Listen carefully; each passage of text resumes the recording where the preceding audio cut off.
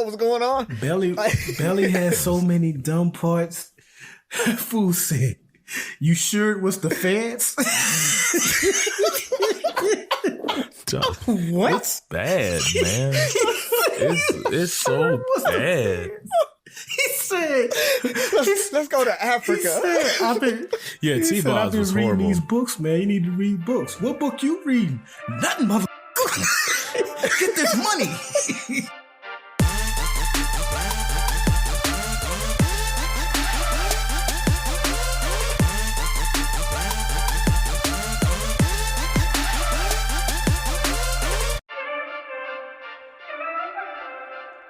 What up? It's your boy Ferg with Three Brothers No Sense, your favorite barbershop style podcast. I'm joined my co-host as usual, Razi and Buff.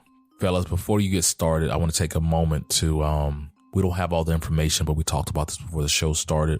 We want to send our thoughts and prayers to our fellow classmate, our fellow Rattler, her and her family on the loss of their son. As we find out more information, we'll share it. But Aisha, Davis family, our hearts and prayers go with you. Fellas, tell them what's on your minds. Ja Morant again. I mean, everybody. Did we already talk about this? Did we? Not Oh, the bad, new one. man. It's just. What I'm saying, like, what do you mean the new one? Yeah, that's right. He decided to do a sequel, man. Ja 2. I'll say this at this point, and I know y'all will probably have more to say. I feel like everything that can be said has been said. What I haven't heard said enough, maybe only by like one other person, is that whatever the NBA decides to do, I hope that some type of help is incorporated. Don't just suspend him for 20 or 40 games and that be it. To me, clearly, and maybe I'm overanalyzing this, but to me, clearly something is wrong with him. Because you don't do something to just intentionally jeopardize your livelihood. And it's not one of those situations where, man, he needs to choose better friends. He needs to hang around. It's him. Like his friends are literally looking like his friend was like IG live. As soon as he picked up the gun, he hurried up and put the phone down. Like, damn, what you doing? You already did this before. You know, when he got in that incident at the mall, that was his mom calling him and he calling his boys, like 8 or 9 of them, to come with him. It's not the friends, it's him. So yeah, it's not his friends, it's him. And so I just, you know, at this point, I think you don't intentionally mess up your livelihood like he is doing. And so when you do something and you meet with the commissioner, and I'm sure they talked about how wrong it was and all this stuff, because he came back saying all the right things, got an 8-game suspension. And then you do it again. Like, what is it, 2 months later? Something's wrong. Yeah. And which isn't that far-fetched, because he's 23 years old. He's probably taking on so many responsibilities, taking care of friends, families, like all this money that he's never had before. I think, you know, LeBron James has made us take for granted that these very, very young superstar athletes with all this new money stay out of trouble. LeBron James' biggest scandal is coming to the Miami Heat. Right. Like that's the only time everybody hated him. That's his biggest scandal. A guy who had Michael Jordan coming to his high school games, and at 18 years old, a franchise said, "Hey, this franchise is yours. Take us to the championship." Like, and he's never gotten in any type of trouble. I think we almost expect that now, but I think it's much harder to do. And we're seeing that play out with Ja Morant. So, yes, he deserves some suspensions, but some type of real help, not this fake weekend clinic that he claimed he went to. Yeah. Real help. But I don't think the NBA is the group to do that. You know, your job's not going to give you that. Your job's not going to give you counseling. Like, you think about the military. Military will tell you like you going to see a counselor. Police forces tell you you're going to see the because you're government property. And you're government property. The NBA are dependent on their superstars. Yeah. Now, like they're gonna. That's why when you're saying some real help, I think they're gonna cross their T's and dot their I's. I mean, we dot their T's and cross their I's. But I don't think they have the same care that you or I would have if it's a friend. Like, I don't think it's going to be a true intervention. It's more so like, we need to save this young man because we need to save our money. And my thing with Ja is I hate this young brother is going through this, and I hope that he or somebody can get to the bottom of it. It's just the outlet he's choosing to use is so strange to me. Yeah, he's under a lot of pressure.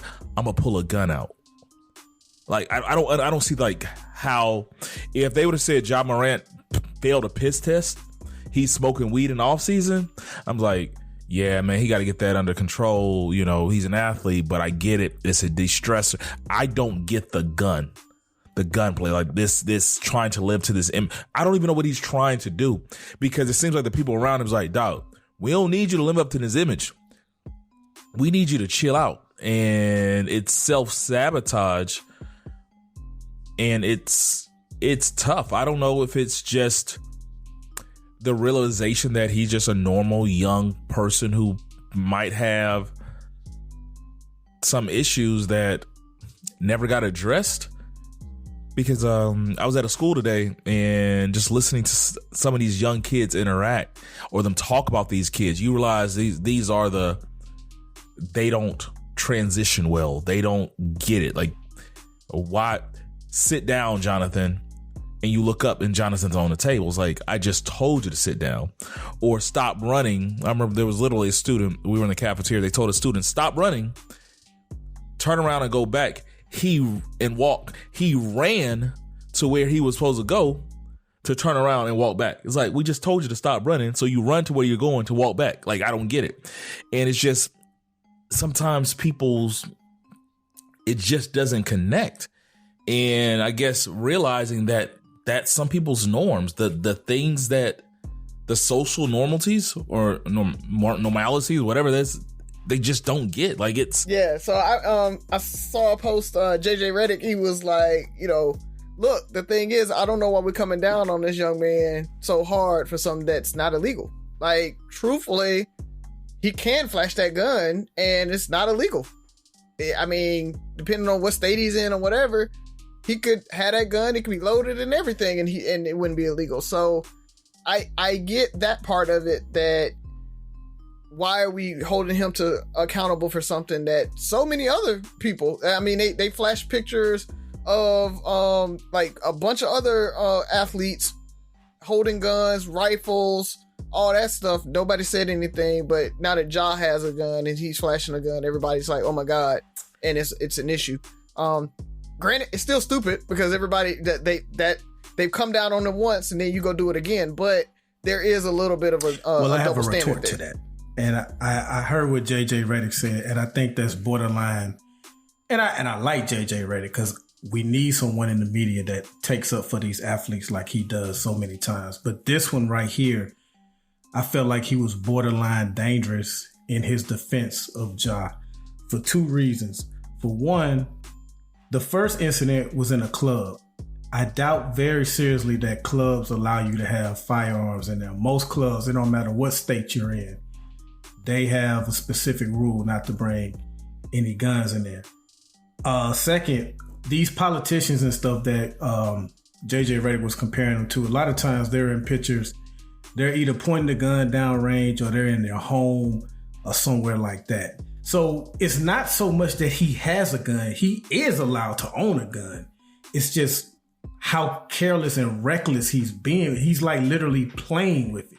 He's not just posing with it, but he's like dancing with it and stuff like that. And the second thing that makes it dangerous is when a politician poses with a gun, he's not inviting the type of threats that a young black male like Ja Morant is doing, because when he does that, he's in Memphis of all cities, might I add. It's some cats that see that kind of stuff and like, oh, you about that lifestyle? Oh, word? Okay.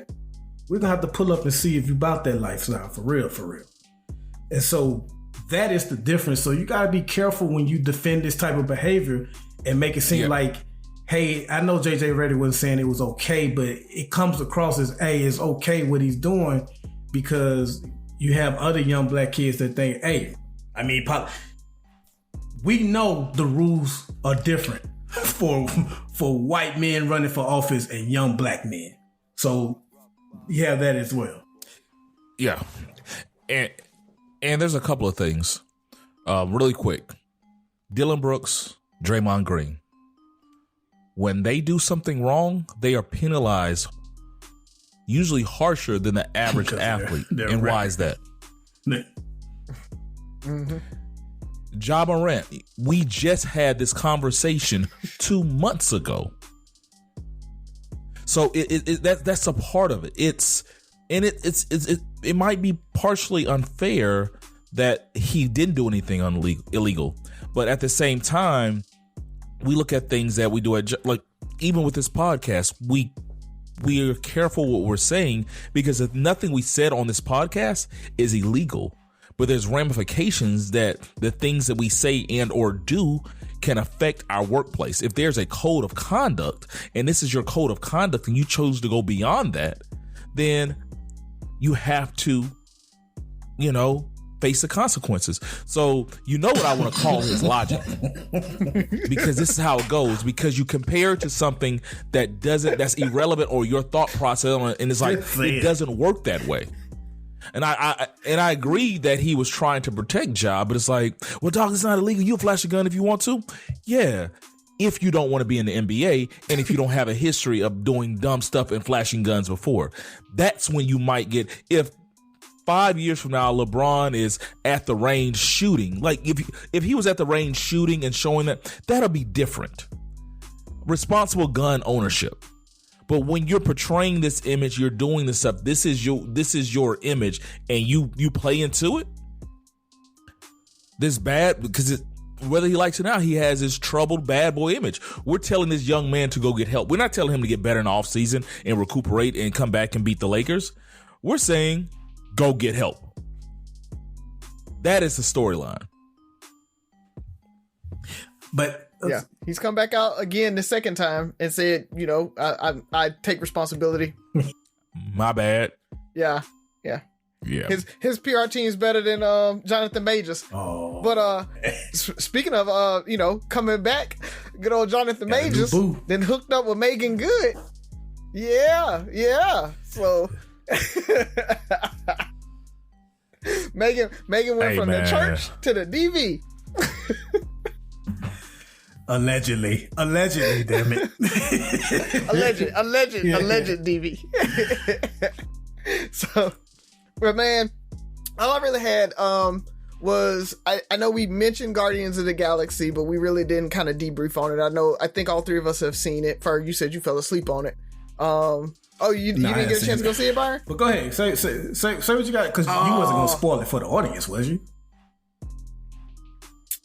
No, of course yes.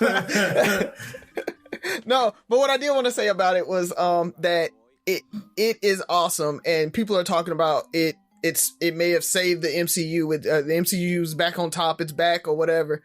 I don't know if that's where it is, but I will say in MCU Marvel like TV or movies, I'd probably put it in the top 5 for story and emotional content and like really being connected to it. It's a really, really good movie by itself. Outside of the MCU or whatever, you don't need any past references. You don't need to have looked at all the other Marvel movies or anything. I mean, you may not get some of the jokes or whatever from it, but ultimately you could watch this movie as a freestanding movie and it be a good movie. It is awesome.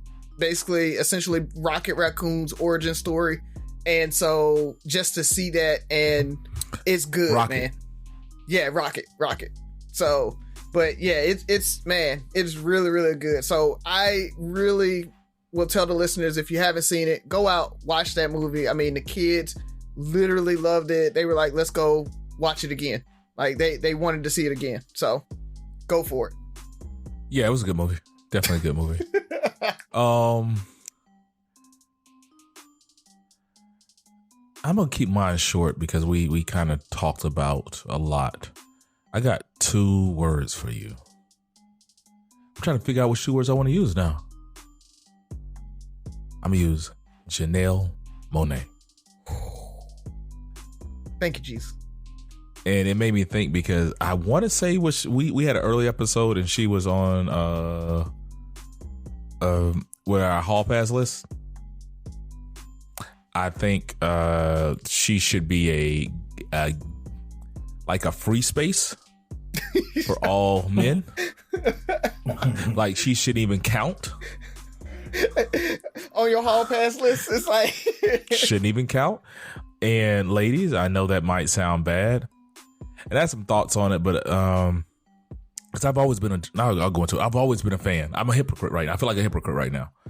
I've always been a Jonelle Monet fan because I loved her style. I love the fact that she led with her music and her talent. Like I'm talking about black and white Jonelle Monet, you know? And so I always appreciated that with her because I feel like there's so many female artists or women artists that their sex sells their music. I don't know if that's a me thing, but I don't think if, name some of these female artists and they dress like Jonelle Monet, would they, hypothetically Cardi B sell like that? If she wasn't selling her dress like that and selling sex in the beginning of her career, would these people have made it? Because Jonelle is very talented. But I thought I knew what I liked. And the lipstick lover Jonelle is very free, and part of me is like I had to take a step back. It's like this is the same person you respected because you like because of the way she delivered herself. And it made me think about how we as people, humans and people that date, how we talk about balance, you want a lady in the street and a freak in the sheets or something like that, however that goes, right? Like that's the saying. And you talk about balance with the women and the guy, women wanting the men that, can hold it down, but still are supportive and, emotionally available. It's a new word I hear. And it's, how does it start? Which do you take the bad guy and hope he turns good? Or do you take the good guy and hope he has enough edge to keep you interested? Or vice versa, do you take the good girl and hope she has enough edge to keep you interested? Or you take the age old saying you can't turn a hoe into a housewife. Shout out to Snowfall. But it made me think about that, right? Like that duality, like you can't, there has to be some balance. And, so that's a whole nother conversation. But once again, 2 words, Jonelle Monet. Oof, man. That might be the title, black and white Jonelle Monet. Where's my Sophie? She's in the bed? No, she got a little while. The way we just talked about Jonelle Monet, I don't know if Sophie should come after that. Razi, give us a joke. Okay, all right. I have faith. I can't believe I just asked that. Yeah. You know what? I have faith too. All right, so what do you call a magician who's lost his magic? A no match?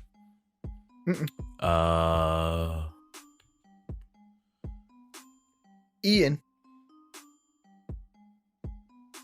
You call him Ian.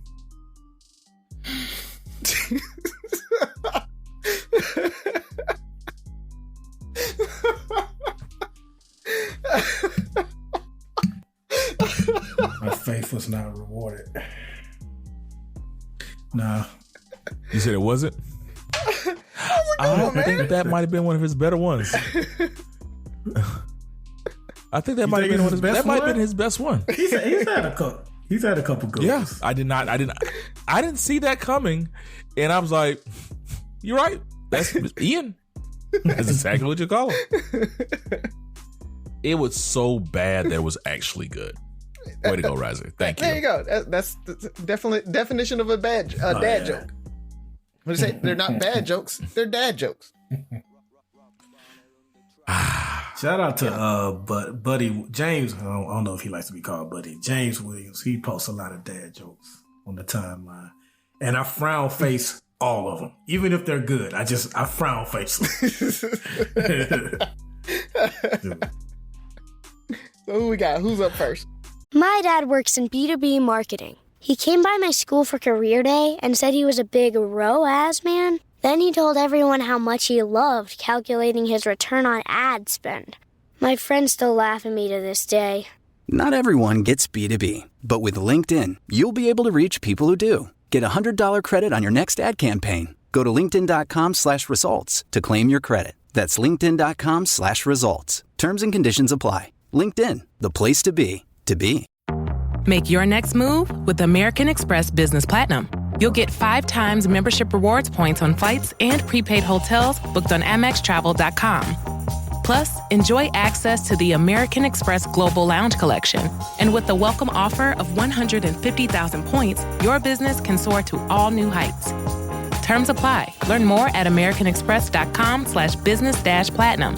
Amex Business Platinum, built for business by American Express. All right. Well, welcome back. Three Brothers No Sense, your favorite barbershop style podcast. You know what time it is. It's time for the questions. And what that means is when you hear the questions, we hear the questions. So who wants to jump in first? I feel like I went first last week. Yeah, I think I did. No, I think I went first. last week. Yeah. Because mine wrapped up all the questions. Yeah. So it was funny. I got to ask this question because I saw this 2 days in a row and I forgot about it the first time. And it's like, I'm going to talk about this on the show. And then I saw it again the second time. And it's literally, I let this person coming out of the school parking lot cut in front of me. And then when I realized who it was, I wish I wouldn't let him cut in front of me. So I was driving. I'm in Texas. And there was a bumper sticker that said, "If this flag offends you, I will help you pack." And I was extremely irritated by that. One guess what the other bumper sticker was? Don't tread on me. Trump 2020. Yeah, one of them. Almost, Razi. Trump 2024. There it is. And so it made me think. I was very irritated, and I tried to be very open. And I want people to be able to express their opinions. But it made me, I was trying to figure out why I was so irritated. And then I realized that there is a difference from expressing your opinion on something and imparting your views on others. Does that make sense? Mm-hmm. Where you're wanting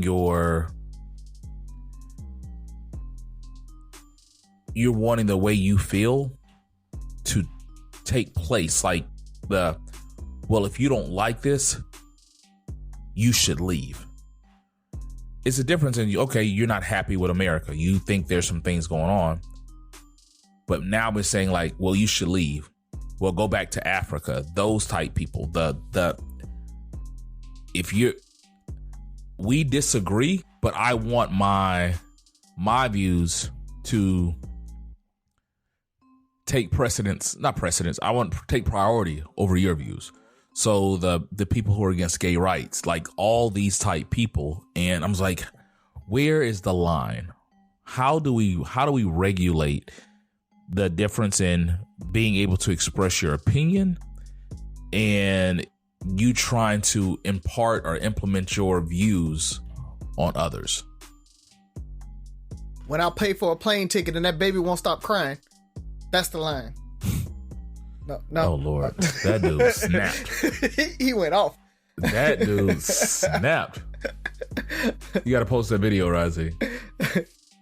Yeah. So do you guys have an example of when you've seen something like that where it's like it's a difference in having a view, an opinion on something, or you're really trying to?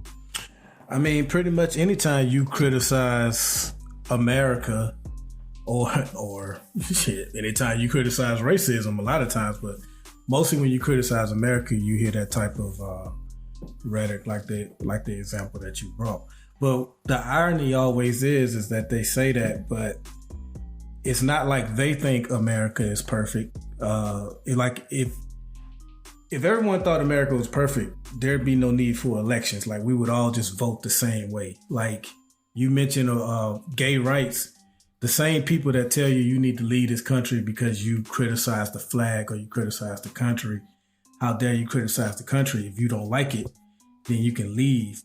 Also complain about, gays getting too many rights, or we keep hearing about woke and all that kind of stuff. They're complaining too, but they don't see it as they should leave.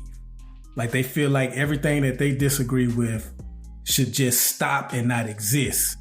But everything you disagree with, you need to just leave. So it's not even about policy. It's just about getting rid of the people that, I guess it is about policy, but getting rid of the people that don't think like them, that they feel passionately about. So it's perceived ownership.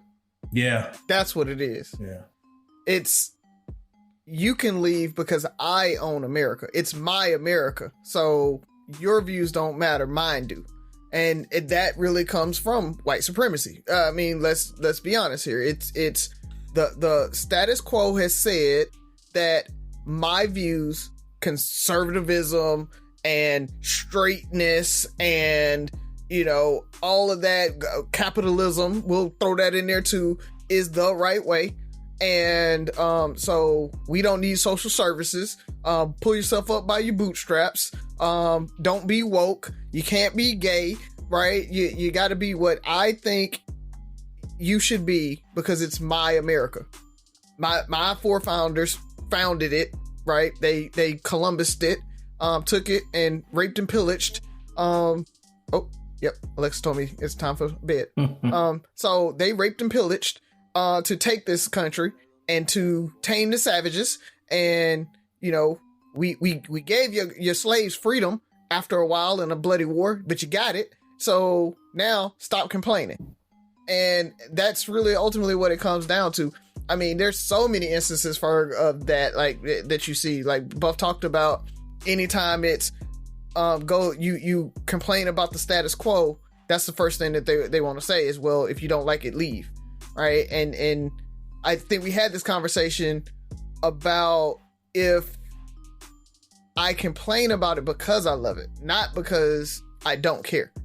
Right. I complain because I want to make it better. And I love what you said, Buff, about, they complain about the direction that the country is taking it. And so, but they don't think that they should leave based on where the direction is going. They feel like, well, everybody who wants it to go down that direction should leave so we can get it back to what, I have. Go ahead, Ferg. I saw you coming in. I think it's the reverse of it's not you, it's me. Yeah. It's not me, it's you. We're both complaining about America. Like it's just that simple. America is a capitalistic. First of all, there's no other place I'd rather be. Like it is what it is right now. Like I couldn't think of a country just because of how I grew up that I fit better in, but that doesn't mean it's perfect. And the fact that I could say that, but then there's people who would get mad that I say it's not perfect. They're mad at the imperfection that I'm spitting out. Like we need less people like you. Then you're upset about America. You're upset about the status of America. There's too many liberals in there. Okay, maybe you're right, maybe you're wrong, but you're upset. The same way I'm upset about there's too many conservatives. But my views or my opinions, like I'll say my opinion, there's too many conservatives who are pushing white supremacy and all these other things that is hurting the country. And that's my opinion. I'm not saying they should pack up. I'm not saying they should castrate them. I'm not saying anything. That's just my opinion. And I just want to figure out, how do we find a better way to make this work? That's my solution. How do we find a better way to make this work? Their solution is leave or just shut up and take it. This is my view. And I'm not even saying my view is right. I'm not saying that my view needs to be, that's the difference, I think. I'm not saying my view is right or wrong and it needs to be implemented 100%. But I feel like there's a group of people, and I'm not going to say they're all conservatives, because there might be some liberals who are just as staunch about their point of views. Definitely, you know. Yep. So it's not a liberal conservative thing. It is. There's a sense of entitlement or ownership, or their best solution is my way is the right way, and therefore you should follow it. It just should be implemented blindly, no discussion. Where, like I said, I want to figure out, this is how I see the world. This is how I see this subject. This is how I see. Perfect example is pro-life, pro-choice. In my household, I'm pro-life. But I'm pro-choice because I don't feel like my views for my household fit everybody.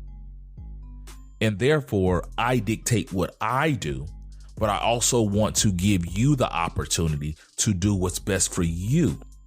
Now, maybe you need more. Maybe they change the laws to, like, maybe it's a little harder to get, abortions where, you might have to go through training or something else or sign off. Then whatever that may be. Same with gun laws. I'm not saying take all the guns. I'm saying stricter laws. It's just weird how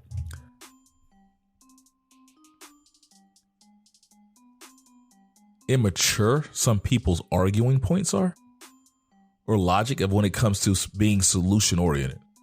Well, if you don't like it, leave. That's literally take my ball and go home. We did that in third grade. And it just bothered me. But there's a bumper sticker like that for a reason. Because there's people who truly believe that if you don't like it, leave. And not only leave, I'll help you pack. You're that adamant. And what makes you think that if that's how you feel, you should say that? You should put that on the back of your truck. Because of course it was a truck, right? In Texas. I was like, why do people feel so entitled or empowered to say those things? It was just weird for me. I think Razi summed it up too with his ownership. Like it's that ownership that they feel they have. But yeah, good question, man. Yeah, okay, you're right. Because it's like, I think when compared to like households, or when you're a kid, or just going over, over somebody's house. You don't pay no bills. Like, yeah, if you don't like it, you can get out. Yeah, like, mm-hmm. Yeah, and they truly own it. When even you with your kids, it's like you don't pay no bills here. Here are the rules, and I own it. And there's no negotiation. There's no. But we're starting to learn that that's not even healthy, right? The way we raise our kids by ownership, like, well, I pay my logic doesn't have to matter because I pay the bills, which my logic doesn't have to matter because I pay the bills. But same way. Yeah. But you end up raising your kids to not be able to perceive and think through things, and they just follow rotely.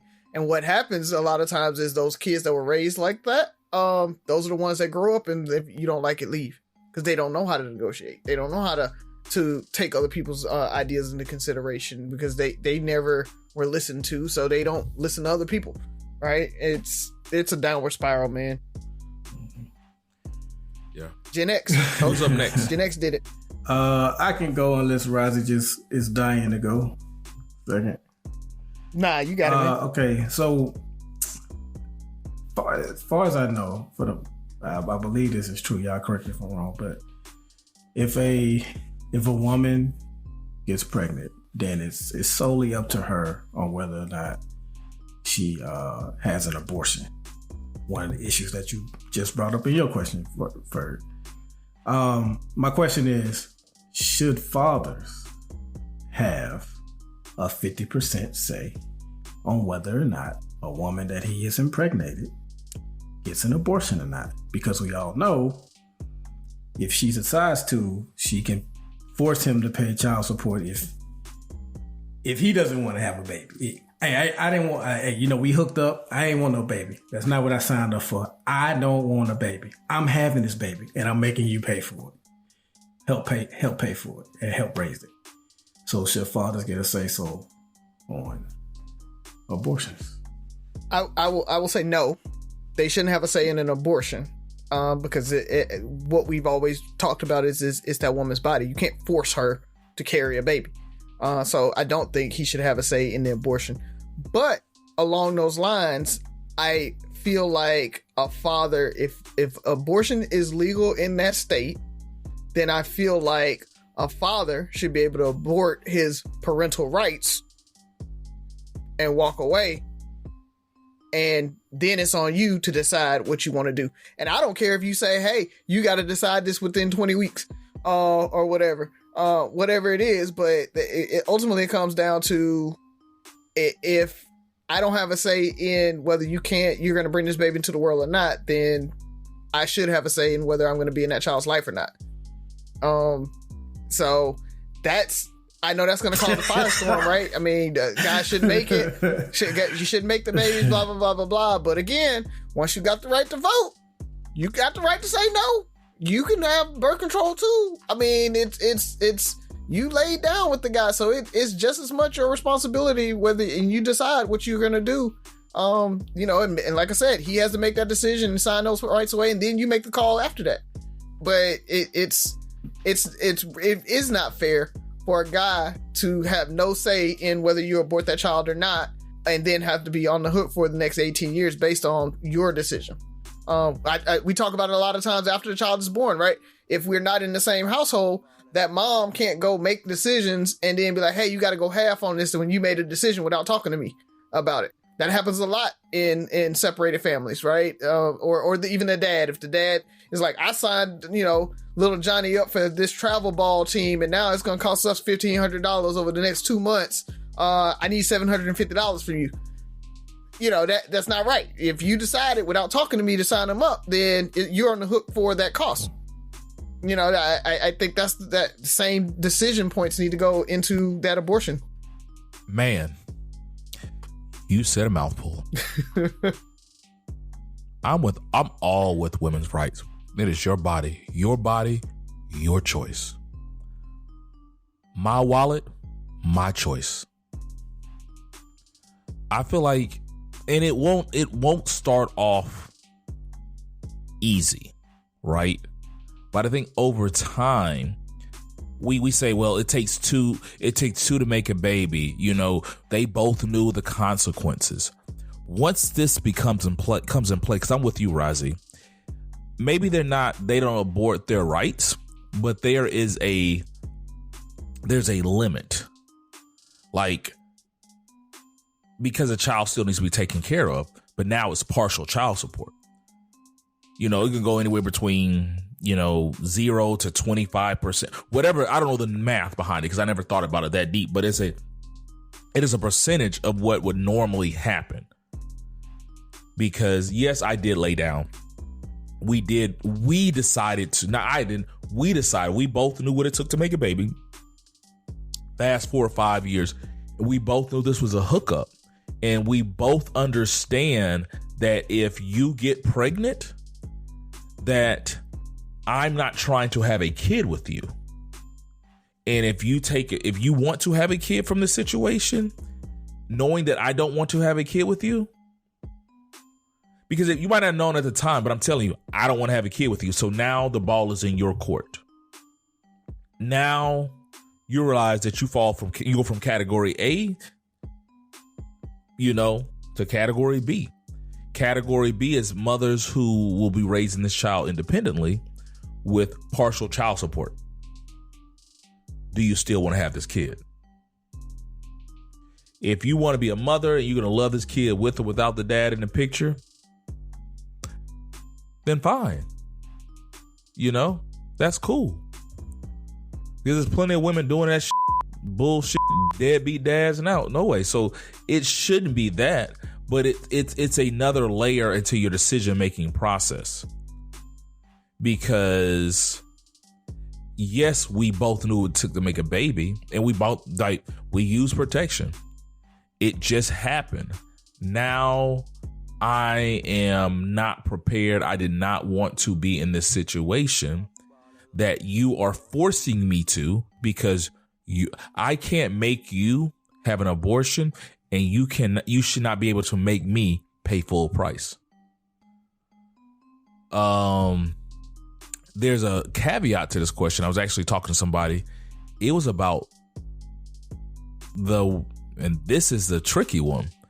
What if the father doesn't want an abortion and the mother does? Try that on. Mm-hmm. Because we all know men who thought they were, shooting blanks. They were unfertile, and then they end up, getting someone pregnant. So imagine you've been wanting a kid your whole life, and now this person gets pregnant.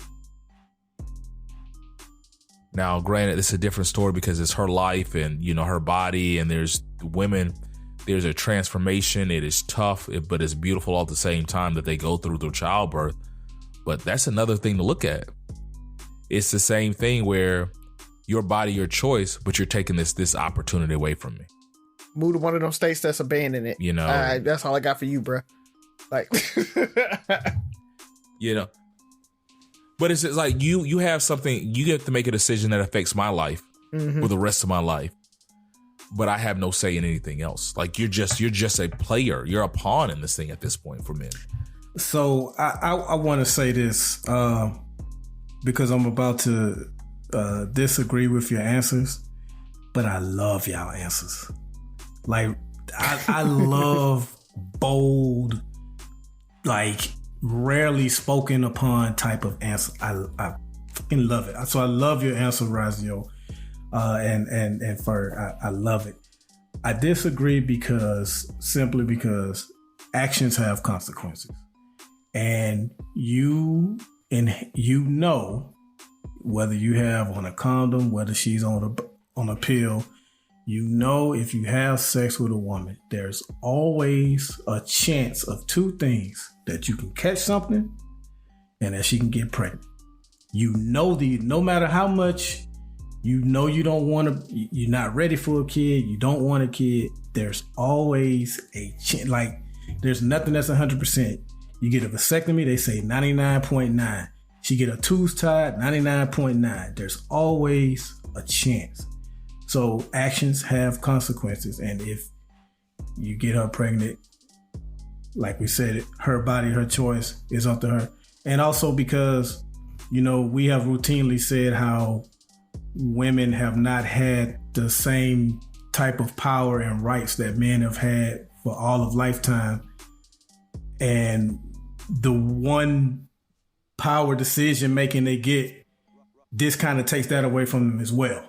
So for those reasons, I disagree, but I cannot say enough how much I love y'all answers. But what are we taking away from them? So you're using today's mentality. If that same situation, we both know when we lay down, there's a chance to make a baby. But fast forward 5-10 years from now, when a young lady lays down and she knows that if she decides to keep this baby, she doesn't automatically qualify for child support. That's just on. Now it's like, now I have to make a decision when the same, like if this nigga get me pregnant, if I have sex with this guy and he gets me pregnant and he doesn't want to have a baby, I'm not gonna get full child support. Like, there's things that everybody has to think about as adults. It's not saying that you can't have the baby. You still have the same right to have a baby. I'm saying the same way I know that I can potentially get you pregnant, you know that I can potentially get you pregnant and you might not get full child support. Are you still f***ing me? One of the things I routinely criticize liberals on is not having them a version of Frank Luntz, not having a person that gives them words that work. Except for this issue. When it comes to abortion, we call it pro-choice. We call it women's rights. What it really is killing babies. That's what it is. Like, nobody likes to say that. It's the right to kill babies. That's what abortion is. So with that said, a woman may not want to kill a baby. And if she decides to have that baby, she shouldn't be forced to raise it by herself when she didn't make it by herself. And again, but she made the decision to have that baby. To have sex with her, knowing that there's a chance and she to get made her pregnant. And fast forward 5 years, she made a decision to have sex with him, knowing that she might not get full child support. It's the same thing. It's the exact same thing. It's more. You add a layer where it's like, do you still have sex with this person knowing that there's another consequence? You're fast forwarding to where your ideal is already implemented. I'm saying that idea shouldn't be implemented because of how it is right now. And how it is right now is she may not want to kill that baby.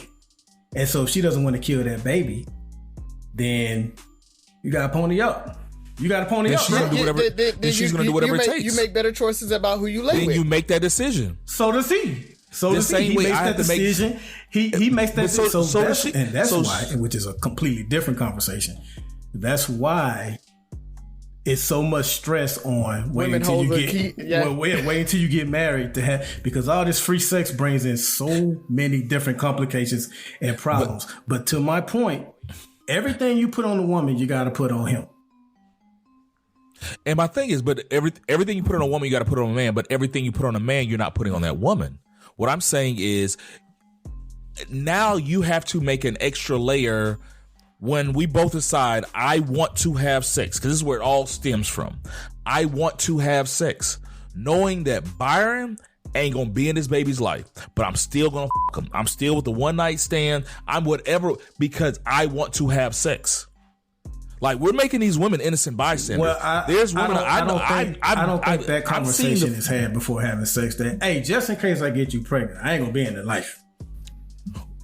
Well, not now, but the woman may force that conversation 5 years from now. If it comes up. No, we're saying if this law goes in, if this law goes into effect, then the women might bring that up and be like, yo. I agree with you. Well, for me, it's the same conversation that's not being had about if you get pregnant, then I got to pay child support. It's I understand the responsibilities that go into this. So now it's, hey, are we going to have sex? Is this one night stand going to happen? Because if I get you pregnant, then this is one night stand. We literally met at TGI Fridays.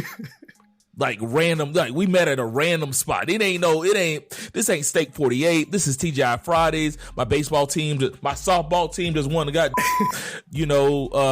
Tallahassee World Series. Like random hookups. And I'm saying that we hook up, you get pregnant, but you knew, and I know that, hey, like if something happens, I still, and you decide to have a baby, I'm still going to be in the hook for a certain amount. But at the same time, you still know that you're not going to get all the benefits that you would have got in the past. Now we're both entering this one night stand. Like, is it worth it? I would hesitate that's what happens with both. The benefits. It's not like the man is paying for the kid by himself. Like most of the time, she is contributing her part as well. It's not just him by himself. Yeah, I'm also looking at like these chicks that get, they get Ja Morant. They have Ja Morant's baby. Like they have, like the gold. It's like does that shit work? You trying to get Drake pregnant? I mean, you trying to get pregnant with Drake? Well, I want you to know you get pregnant by Drake. Like it ain't what you thought it was. you know, will it force both parties? Because I still think men need to be responsible and say, that's why I'm not saying you don't pay anything. It's like, I can just get chicks pregnant, like, I don't want to have a baby. You ain't getting no, because guys would take full advantage of that. So what are you saying? Let's be confused. I'm saying there needs to be an adjusted amount. They need to figure out a percentage. If he files for, like, call a petition of abortion, like, look, you don't need to have this abortion. And I mean, you don't need to have this baby, and you follow the paperwork. It's like, I'm letting you know I'm not in support of you having this baby. At that point, it's documented and it's saying, hey, he does not want to be a father. He is petitioning to have to abort his right to be a parent. Now it's saying, okay, you're not going to get whatever the percentage that somebody would get if Byron had got them pregnant today. It's like Byron might only pay 40% of that. Because I already told you that you're not going to. Look, it was a one night stand. We had a great night. I'm not trying to be a father. But if you still want to have this baby, I still don't like it because too many men they'll use that as a power over them. Like, but women use it as a power. So then just keep it how it is. Because now you're saying that, okay, if you don't move how I want you to move, or if you don't put up with what I want you to put up with, then I'll just say I don't want this baby and make sure you get a lot less. No, dog. No, So why don't you hold both parties? I am, because if she has the baby, it's not like she doesn't have any responsibility. She's taking care of the baby too. But now she has to make the decision. Does she really want to go through with this? So how is she being absolved? She, like, you think taking care of a baby is easy? I'm not saying that. I'm saying we're both humans.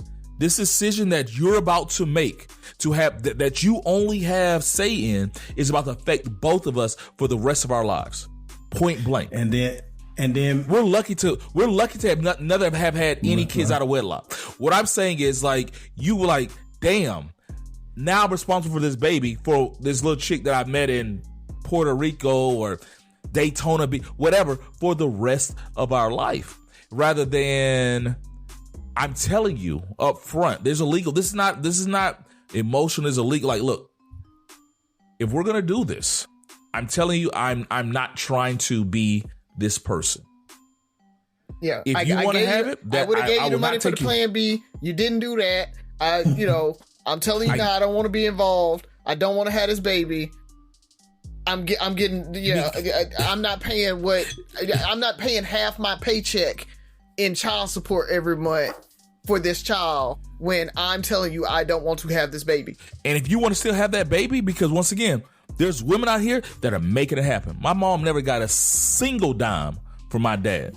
Well, I do think child custody definitely needs to be revisited. It shouldn't. I feel like it automatically goes to the woman. There may be some men that want that full custody and she pay him child support. But I can't. I love y'all answer. I know. I can't co-sign it though. Because what is it? There's a study right now that says that if the child raised in a single parent household, they should be with the father, and it lessens their probability of going to prison. So, and it's the exact same if they're raised in a single father household as if they were raised in a 2-parent household. Well, it's not. For the probability to go to prison, the same, but it's better than if it's raised by just a woman. If you look at the Kaplan-Meier curve, it's not as big of a difference, so they would still consider it like parallel. Mm-hmm. Yeah, it's nothing's the same. 97 versus 94% versus 67. So it's like, somebody in sales is like, yeah, you're basically looking at the same results. Plus or minus 3%. Which is good, and it shows that.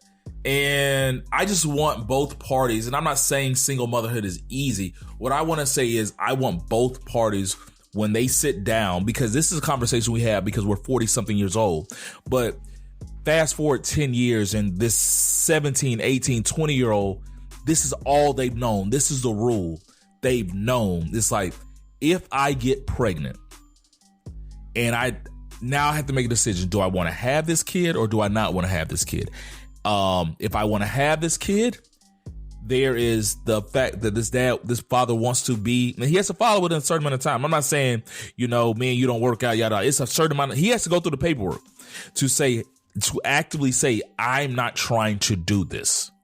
And and it has to be quick, because at this point in time, and it's all legal that we haven't ironed out. She has to notify him that she's pregnant, all kind of stuff. But he has to file the paperwork to say, hey, I'm not in support of you having this child. I'm not saying you need to get an abortion, because I will never support a man telling a woman that she needs to get an abortion. But I am in support of saying, I'm not trying to be a father. If you were thinking about aborting, like if you're saying like, should I have an abortion or should not have an abortion? I'm like, I ain't trying to be a daddy. It's like, there it is. That's what I needed to hear. You're kind of using words that work though, because you're saying you don't want to tell women to have an abortion, but you're also saying, you're saying it in a more friendlier way. No, I'm not telling. I want them to make their decision, but I want them to understand, if they make this decision, the things that are going to happen with it. It's basically saying no surprises. Like, I'm gonna be an angry daddy, and I want you to know I'm gonna be an angry daddy on the front end. Like, you make your decision about this abortion, but I'm telling you, I'm gonna be an angry daddy. I forgot who it was. It might have been a comedian. He was like, she was beautiful. I had to let her know, you're gonna be the best single mother ever one day. Like, because I ain't gonna be there. Like, I'm just letting you know. And it sounds horrible. It's like, I'm like, you're great. You have a lot to pour into this kid, and I'm not gonna tell you what to do. I'm just saying that me and you, it's not gonna be there, because think about it. Let's be honest. We're not talking about like dudes like us. I'm talking about the dudes that aren't gonna be there anyway. Like, he's not going to be there. So, and my thing is like, I'm literally telling you right now, I'm not going to be there. You're hoping that Junebug is going to be there in the baby's life. No, Junebug, you're not going to be there. I'm taking my right away from being a parent. The reason why I say, men know the risk is because I feel like we always tell women they need to choose better. And so as soon as an inkling of that is said towards men, we push back. Both need to choose better. Right now, men know that there's a chance you can get somebody pregnant. And if you do, you got to step up. Yeah. So, you can get somebody pregnant. Women know if you get pregnant by this person, he's a plan B-er. Call it a plan B proposition.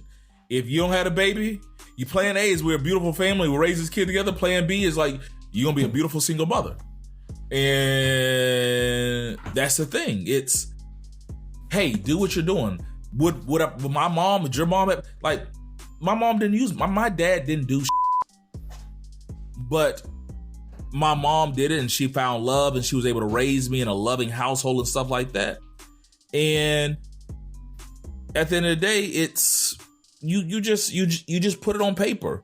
And hell, she might have been better off if this rule was in place, because it would have forced my dad to at least do something. It'd be like, okay. Or, she might not be here. Who knows? We don't know how many, future Barack Obamas have been aborted since then. There's a lot of throat babies out here. I do want to reiterate, though. I do love how the liberals have. That's the one thing that they've gotten the language all right, because, we make it sound all fluffy and nice. Woman's choice, pro-choice. You killing babies. Go ahead. Science does not say that you're killing a baby. I'm not even gonna go there. I mean, all right, conservative buff. What you got for us, Razi? Let's jump into it. I mean, we're at an hour already. No, Razi, jump into it. We gonna go it. Mine be short then. I'll make it short then. Yeah, there you go. Yeah, I'm gonna lighten it up a little bit. So we talked about how good Guardians of the Galaxy was and everything, and there's been some actual really good movies. Dungeons and Dragons was actually a really, really good movie. It's out on Paramount Plus if you want to watch that. It's free, so go check that out. Do that, or Peacock, one of them. It's on one of them, but yeah, it's a good one to go check out. But I want to know, what was a movie that was so bad that you like either walked out of the movie theater because it was so bad, or you just couldn't finish it? Like, you just like got 20 minutes into it and was like, I gotta turn this off. I got the hook up part 2. Was part 1 good? I was so brainwashed by No Limit back then that I know we watched the whole thing. And I think we may have laughed. You know, AJ Johnson was more at his funny stage back then. You know what? I got the hookup and I'm About It are the same movie. I like them About It. I couldn't watch it now, but yes, no, you don't like it. But his question is, did you walk out on it? Was it so bad that you couldn't even finish it? Like it was just that bad. Bro, do you remember Bowfinger? I remember Bowfinger. Did we walk out of Bowfinger? No, we fell asleep on Bowfinger. Oh, I've done that a few times with some movies. We went straight. Not that like I fall asleep though. Like, we were 18 years old, bruh. San Antonio, like Bowfinger. I still don't know what this movie's about, and I've seen it about 3 or 4 times. That's funny. When I think of Bowfinger, I get Bowfinger and Eddie Murphy Norbit confused. I feel like they're the same. Like that's the same character. Quite a few people that like Norbit. People like Norbit. Yeah, but and to me, like I might be I know Bowfinger sucked, but when I think of Eddie Murphy's person, I'm thinking Norbit. he had kind of a Norbit-esque character because Bowfinger had like the nerdy guy and then the superstar movie star guy. And they used the nerdy guy to finish the movie at certain parts because the superstar guy didn't even know that he was in the movie. So it was actually not that bad. I mean, Bowfinger actually is a pretty funny movie if you watch it. I think we were just tired in or whatever in San Antonio because I went back and watched it and I liked it. So for what it is, I'm not gonna go watch it again. I'm sticking to it. But I'm sticking to it. The movie that I had was Boogie. I don't know if you guys know about that. They were supposed to be kind of just play on I can't remember the Chinese American basketball player. But I feel like I've seen like 37 minutes of that. It's so bad, bruh. And on top of that, I took a date. And I feel like, and I'm gonna blame it on the movie. The movie was so bad, we left out of the movie, and she never called me back, and we never went out again. And I feel that is funny right there. I feel like I'm blaming it on the movie. The movie was so bad. How bad was it? Then I took a date. Yes. Wow. But yeah, I couldn't get past it. The only Pop Smoke was the only good part of that whole movie, man. It was pacing, the cinematography, even the music didn't fit. Like nothing fit in that movie. It was just so bad, bruh. So that was the one that just I couldn't do it. I couldn't. Every Street Fighter and Mortal Kombat movie. They just need to give up. Whoa. Mortal Kombat 1, classic, man. It was good. And then the reboot was actually not. Did you call that a classic? It was okay. Yes. Classically bad. No. Mortal Kombat, the first one was good, man. That's trash. Every Power Rangers movie. Oh, come on. The first Power Ranger movie? Y'all haven't named anything that's worse than I Got the Hookup too. Like I tried to do it for the culture. Bro. I tried to do it, I'm gonna support this black. I tried like a couple of times. Like we watched it, I was like, I gotta stop. And then Tabitha was like, come on, we gotta try to finish it. We watched about 10 more minutes. I was like, I can't do it. I cannot do it. I couldn't do it. What's the movie? Does Tab watch the Tubi movies? Like everybody's talking about in love. Those are like really horrible Tubi movies. Watch nothing but YouTube now, man. That's all she watches. What's Buddy? I can't think of it. It's so bad. I can't think of the name of the movie. I can't speak. Oh, 1,000 words. No. You're thinking like a good movie. It's a black movie. Tang. He can't really talk like Hootie Tang. Where he's like Sarate. Okay. Sarate on Sarate. I'm like, what? Even Chris Rock makes fun of that movie. It's like, isn't he in it? It's his movie. Oh, side note, what movie was good then and bad now? I'm About It. Bailey. Oh, Watch your mouth. Belly's Shot horrible. us. Whoa. Shot us. Whoa. Belly's horrible. The acting in it is so bad. Whoa.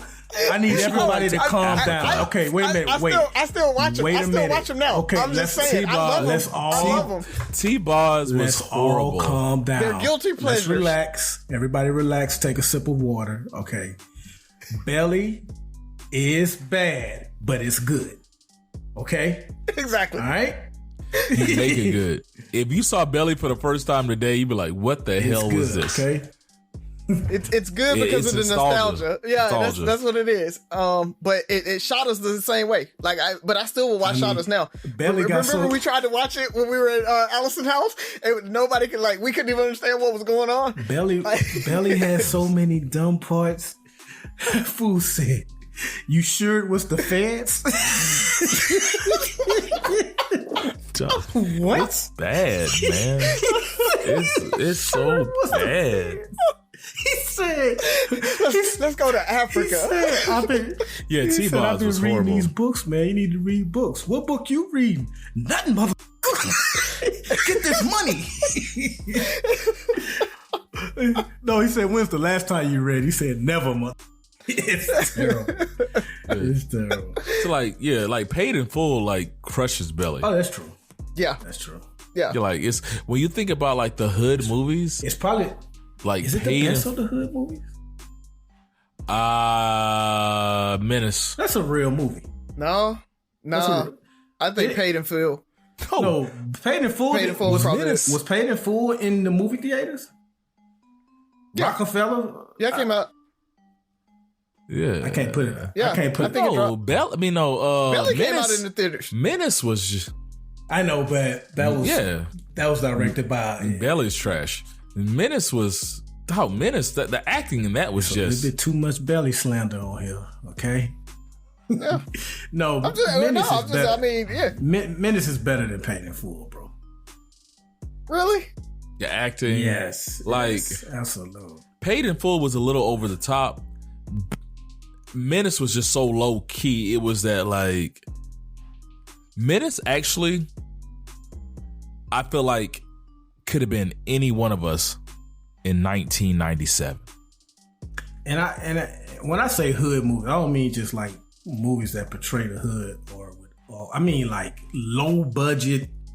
You know, like Belly is low budget. Okay. You know what I mean? Like that's something that. Oh, you talking about I'm bound yeah, and all them. Yeah. Belly was an hour and a half music video. Like they used like a music video budget.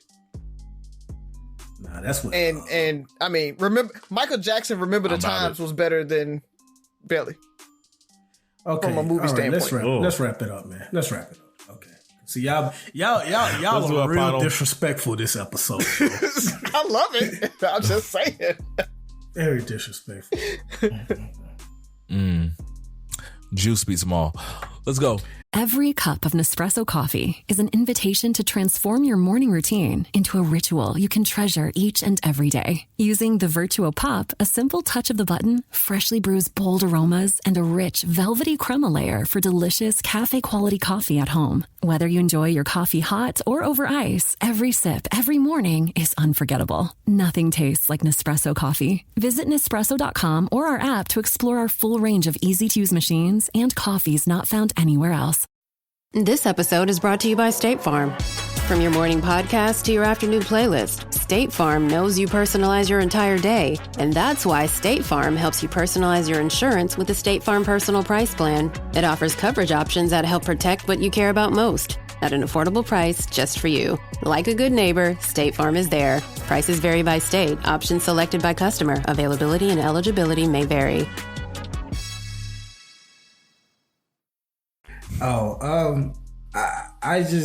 I want to send a big middle finger to one Gabriel Union, wife of Dwayne Wade, my favorite NBA player of all time.